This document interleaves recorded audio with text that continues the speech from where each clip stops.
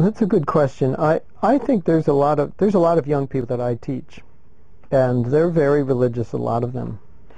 And they aren't doing it because they're afraid of what's going to happen when they die. A lot of them don't think about death because they think they're immortal. They're in their late teens and early 20s.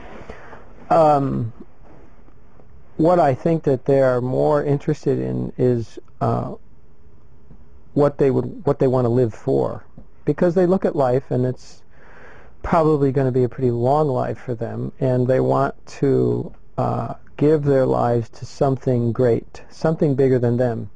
It's a big mistake in the church these days when people, especially educators, in one way or another try to water down the gospel or present it in some palatable form to young people so that it doesn't ask too much of them.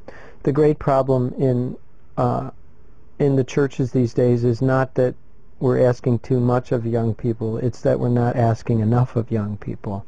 And young people want to know that what they do with their lives could have world historical significance. And they want to live heroic lives. And they want to give themselves to a great cause. And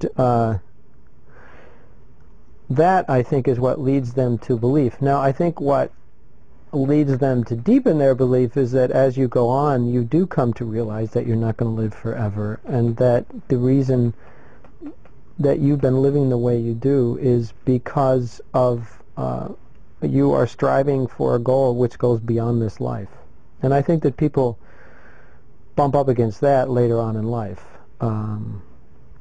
Finally, I think we have to learn to live for eternity, for the sake of eternity.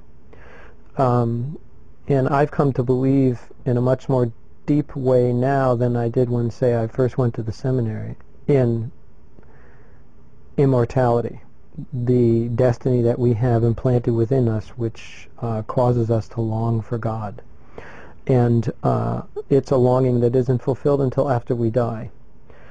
But I believe that when people are starting out, especially the people that I teach, young people, what they want is a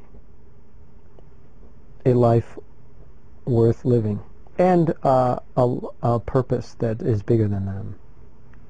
Actually, I teach a course that's called A Faith to Die For. So there is this theme of wanting to pour out your whole life for your faith. And I think it attracts people because it's got a rather startling title, and because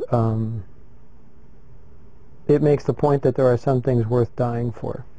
And a lot of times people think that, I think our society, our culture teaches people in many different ways that they should look out for themselves. And I think that's a deadly move. And I find a lot of people don't want to do that. They want to live for others.